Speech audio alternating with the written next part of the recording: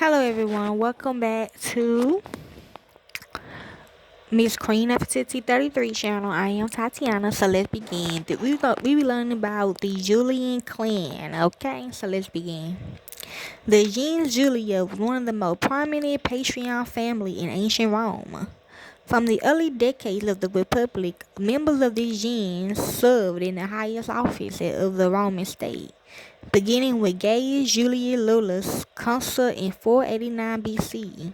However, the Julii are perhaps best known for Gaius Julius Caesar, the dictator and adopted father of the Emperor Augustus, through whom the name was passed to the Julio-Claudian dynasty of the 1st century AD.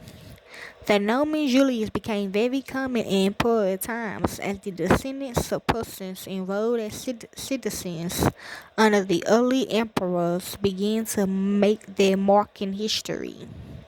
The origin. According to Roman tradition, the Julii was among the Alban families brought to Rome when the city was destroyed by Tullus Illustrious, the third Roman king, who enrolled them among the patricians and accorded them seats in the Roman Senative. Diodorus Siculus reported that the Julii had held the position of Rex Saccharum at Alba Longa, the result of a compromise with the Silvi, who held the kingship.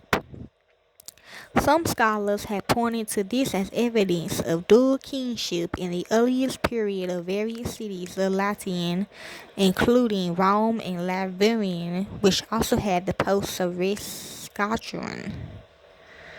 A seemingly contradictory tradition places the Julii at Rome even earlier. Following the death of Romulus, a certain Proculus Julius is reported to have witnessed Romulus descending from the heavens, bidding the Romans not weep for his loss, but to take up his worship at the god Quirinus.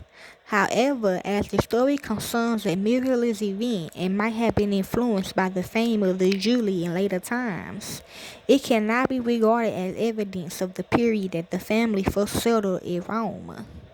The Julii was also connected to Bovelli from an early period, some of them possibly having settled there after the fall of Alba Longa. An altar inscription in the theater of Bovelli, dating from around the beginning of the 1st century BC, speaks of the Julii carrying out sacrifices according to the Alban rites.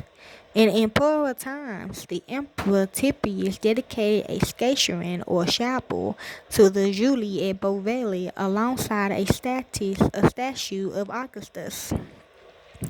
In the later Republic, it was fashionable for aristocratic families to claim descent from the gods and heroes of Greek and Roman myth.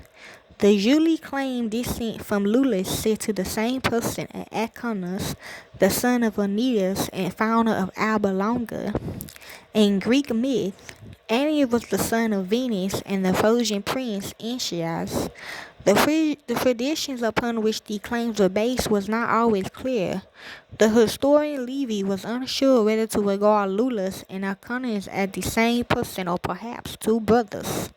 One, the son of Carius, Anita's first wife, lost in the sack of Troy, and the other, the son of Lavian, the daughter of Latinus, whom Aeneas married after landing in Italy.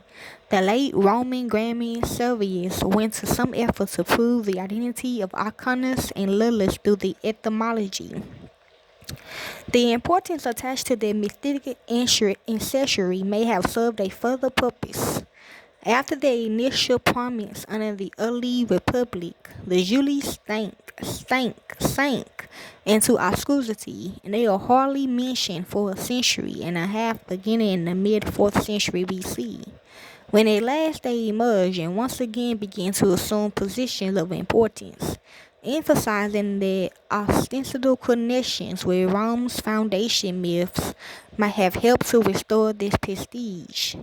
As he rose to prominence in the Roman state, Caesar regularly alluded to the myths, notable doing so when speaking at the funeral of his aunt Julia and losing Venus Gentrix as the watchword for his soldiers, Ephesus and Munda.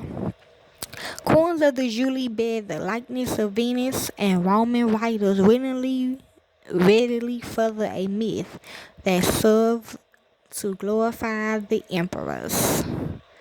You ain't lying. Okay? And that's basically it about the Julian clan. Okay? Exactly. Enjoy.